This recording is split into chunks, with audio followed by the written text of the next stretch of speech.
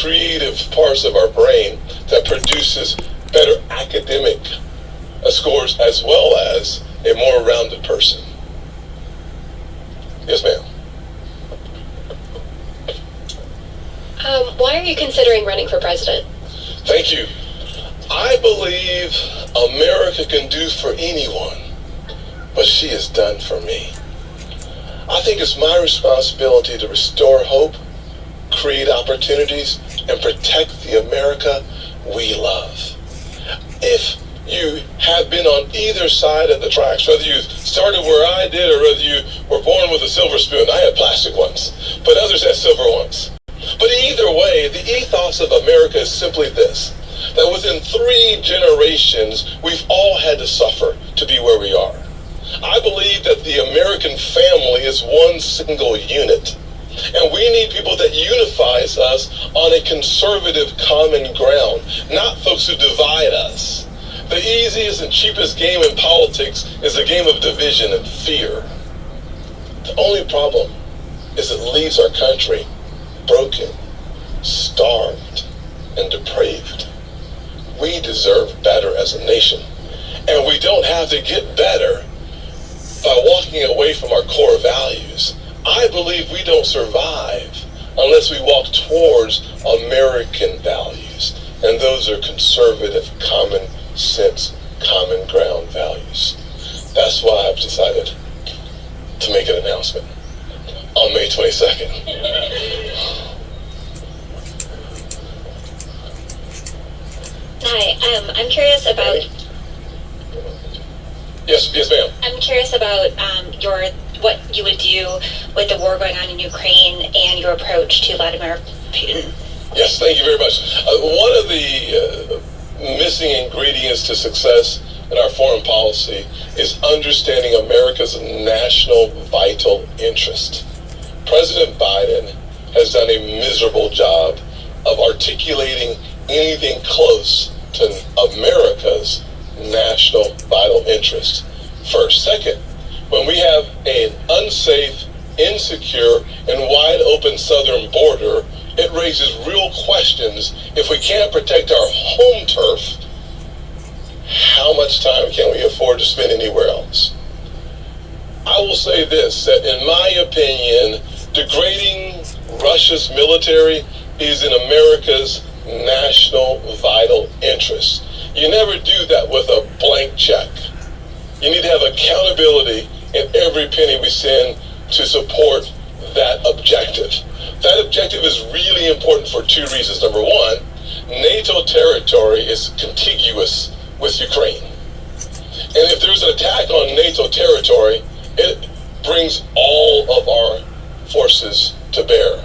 If we can degrade the Russian military without a single boot on the ground, it saves us, in my opinion, and reduces tremendously the likelihood of NATO territory being breached. And the second thing is it eliminates any concerns on the home front of Russia's military hitting us at home. So Republican South Carolina Senator Tim Scott. The Russian military is absolutely essential in our long view. Second thing is there's a new axis of evil rising. It's China, Russia, and Iran.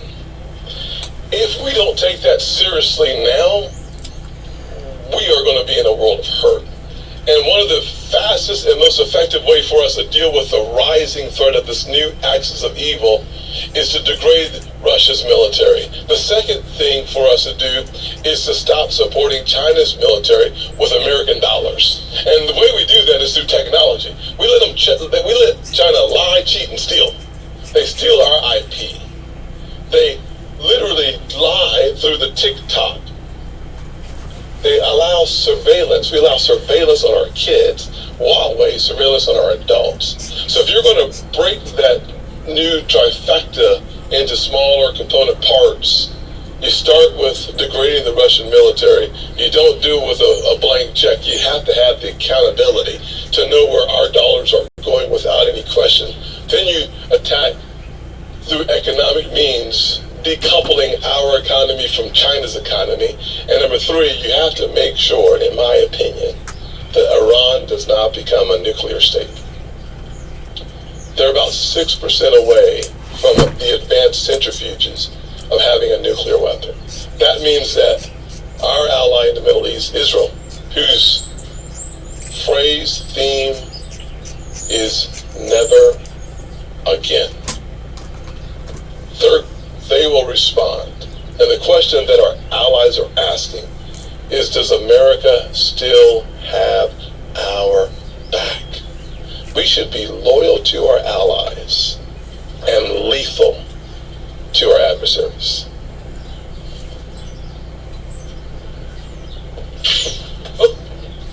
I'm good. Okay. Thank you.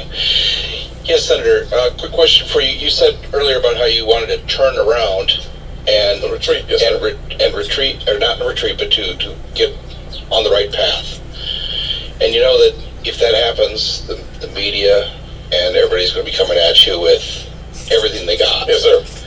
And unlike Larry Elder, who has been declared the black face of white supremacy, Yes, sir. and how are you going to have a stiff enough spine to take that? Yes, sir. Well, the short answer is yes. My spine is fine. I'm comfortable in a conflict. It's one of the beauties of playing football, to be honest with you. As a running back, I had the privilege of deciding who I wanted to hit. And you just hit them really hard. And I will say this, if you want to be entertained, pull your phones out and go to Tim Scott's Twitter or Instagram. I've been called and continuously am called everything but a child of God. So this is not a new thing for me. There's a guy who went to jail for plotting to kill me a few years ago, and another guy that was arrested as well. So if you're going to take on this responsibility, you have to assume the worst case scenarios may manifest. And fortunately, or I should say unfortunately, yet fortunately, I have had to deal with some of the great challenges that comes with being a conservative who happens to be black in today's America, where the extreme radical left fear me more than most Republicans, because the proof of my life disproves their lies. They want us to believe that we can't trust each other, we won't take care of each other. My mentor I talked about happened to be a white guy, and as you would imagine, my mother's a black woman. And what I found out in life is that people are more interested in judging you based on the content of your character, not the color of your skin. But we're going to have to teach that lesson to the radical left.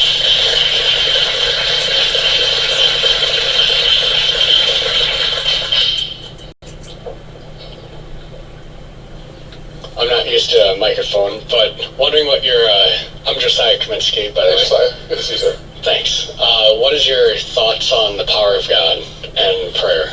Yeah, so I'm a big believer in James 5:16, that the prayers of the righteous availeth much.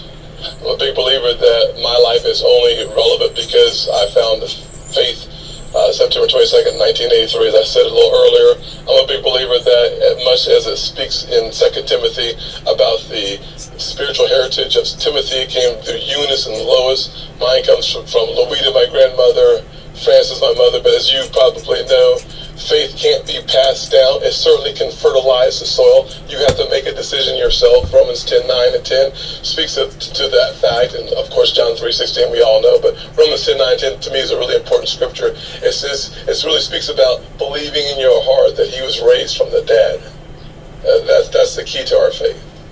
And so for me, the power of prayer is reflected throughout our nation. Our hospital systems and most of our major universities is in response to someone on their knees praying for solutions, and then someone got off their knees, according to James 2:17, faith without works is dead, and went to work and created university systems, the most powerful universities in this country, who've turned woke, were oftentimes founded by faithful pastors and religious people. I think John Adams understood this as much as the rest of our founding fathers, that this experiment in self-governance only works for moral and religious people. And so in my personal life, the power of prayer has saved me and healed me. I was in a major car accident my senior year. I fell asleep driving at the wheel, went through the windshield at 70 miles an hour on the major interstate during rush hour traffic. Came back in the car, was going west, I believe it was, rolled through the traffic, hit the median, and went back going east. Missed 6 weeks of my senior football season, lost lots of scholarships, but all that, Romans 8:28, all things work together for good for those who love God and called according to his purpose. I don't think he caused it. I fell asleep, not him, but he used it. And so the power of prayer has been the consistent force in my life. And I love talking about it, but what I've learned, though, is that people would rather see your sermon than hear it. Too often, we as elected officials want to preach our faith so that you believe we're with you. I'd rather make sure that what I do with my life reflects my faith, and then my words follow behind my model. South Carolina Republican Senator Tim Scott speaking in Waukee, Iowa. Yes, sir. So I'm big on education, sir. My question for you is, what do you intend on doing addressing some of the schools that are struggling economically, failing academically, and are limited when it comes to mental health resources? Well, a few things. If you are a resident of this great state, you guys should thank God for Governor Kim Reynolds. I mean, thank God for Governor Kim Reynolds. A major part of your answer, sir, could be reflected in this state that is the leading state in all of the nation on providing school choice for the kids that need it most. I've been saying this for a very long time. 7 or 8 years ago, I founded the School Choice Caucus. I believe that the closest thing to magic in America is a good education. And in this state, because of your governor, somewhere around $7,598 or something like that per student, up to 300% of poverty, is now being made available so that the mother or the father or the parents have a choice, as I said earlier, which means that kid has a whopping chance for the most remarkable life they'll ever live.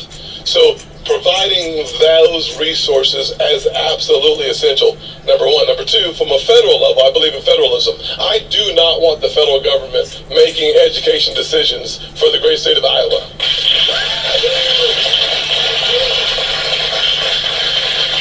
I can't dance and I can't do the moonwalk, but we should walk our way out of local education decisions.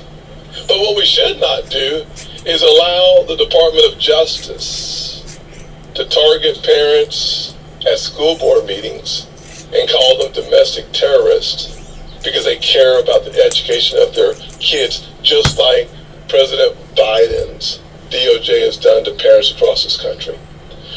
Title II dollars, about, I think it's around $15 billion, maybe it's $13, $14 billion, coming from the federal government going to school districts to help kids with special needs. I would say allow the parents to choose where they send that child as well. Because the definition of special needs, whether it's depending on the definition of mental health issues, it varies. But if the parent is in charge of making the decisions, the kid is going to be in the best position to benefit from those decisions. So making those dollars flexible and portable is incredibly important. Now, I would also suggest, as I have voted for, or at least co-sponsored legislation, about $38 billion, providing more resources to our schools to keep them safe. Think about this. This is a remarkable stat that I think sometimes we forget about, especially in the mental health space. 60% of gun-related violence, 60% are suicides. We have a mental health crisis in the country.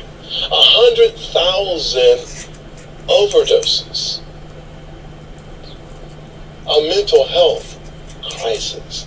And we always want to, our media too often wants to talk about the weapon, the heart, and the mind.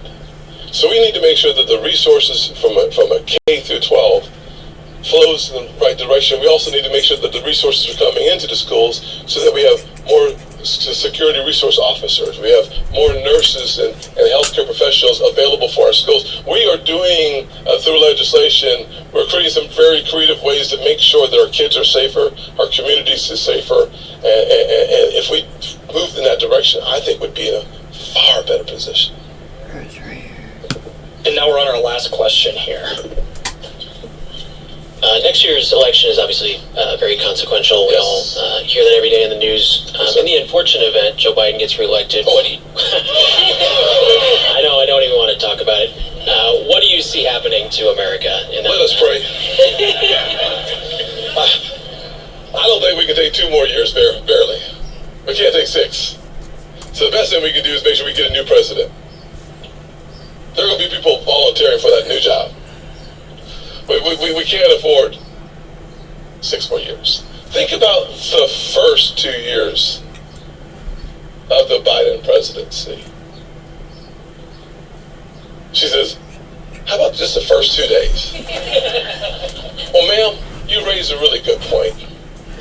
The first couple of days of the President Biden's leadership, he canceled the XL Keystone pipeline.